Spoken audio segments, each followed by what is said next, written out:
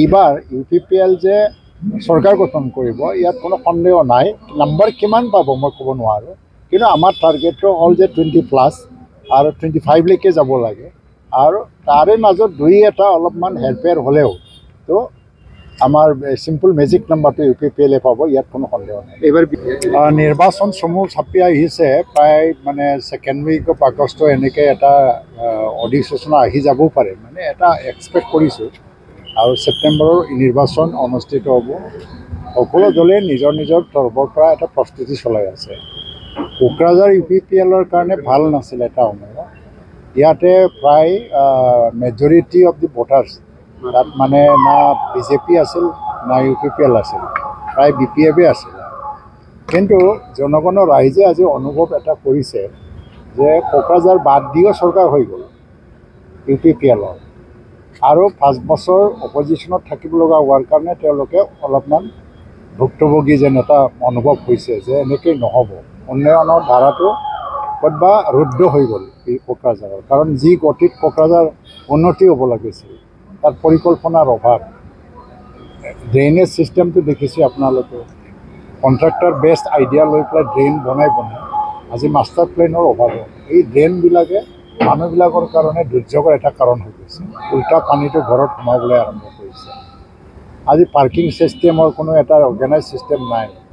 Reading library যিটো আজি ঘোষণা কৰিছে আমাৰ মুখ্য কাৰ্যবাহী সদস্য 5 কোটি টকাত, দুখীয়া ল'ৰা ছোৱালীয়ে হওক বা ইচ্ছুক ল'ৰা ছোৱালীয়ে যোনে ইচ্ছা তাতে গৈ পেলাই লাইট আছে, AC আছে, আৰু কম দামত চাহ পানী খোৱা সকলো ব্যৱস্থা থকা এটা ৰিডিং লাইব্ৰেৰী। এইটো খুব ডাঙৰ এটা পৰিকল্পনা। এইবিলাকৰ কাৰণে কোকৰাঝাৰটো চিটি অফ পিচ বুলি এটা ঘোষণা কৰা হৈছে।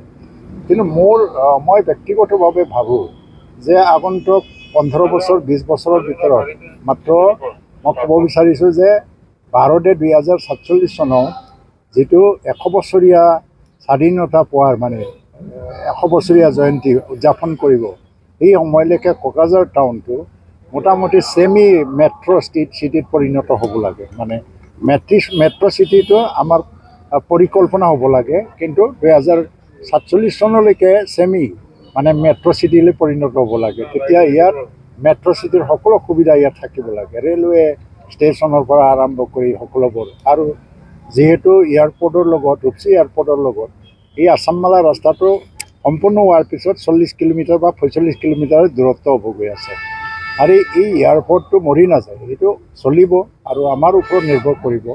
তেনে পৰিকল্পনা মাষ্টাৰ প্লেন লৈ যদি আজি কোকৰাঝাৰত কি নাই, আজি মেডিকেল কলেজ নাই, আজি ইঞ্জিনিয়াৰিং কলেজ নাই, মেডিকেল কলেজ আছে, ইঞ্জিনিয়াৰিং কলেজ আছে, ইউনিভাৰ্চিটি আছে, CIT আছে, কিন্তু এটা প্লেনিঙত কৰা নহয়।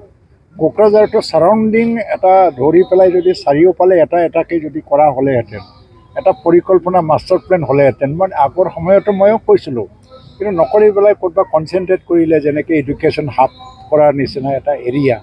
কিন্তু কোকৰাঝাৰ এক্সপানশ্যনৰ এটা বিৰাট ডাঙৰ এটা সুবিধা আছিল। তথাপিও আজি যি হৈছে এইটো লৈ পেলাই কোকৰাঝাৰ টাউনটো মেট্ৰ' চিটিত পৰিণত কৰিবৰ কাৰণে আমি কাম কৰিব লাগে। এতিয়া কোকৰাঝাৰ ভাল হৈ আহিছে, UPPLৰ প্ৰতি আস্থা আৰু আশা বাঢ়ি গৈছে। জনগণৰ ৰাইজ আজি টাউনৰ মজিয়াত 250জনমান মানে বঙালী ৰাজবংশী চব মিলি ইয়াত যোগদান কৰাটো ইয়াত প্ৰমাণ দেখুৱাইছে যে UPPLৰ জনপ্ৰিয়তা বাঢ়ি গৈছে। কিন্তু এইবাৰ তেওঁলোকৰ যিটো অংশগ্ৰহণ কৰক, কৰাত আপত্তি নাই।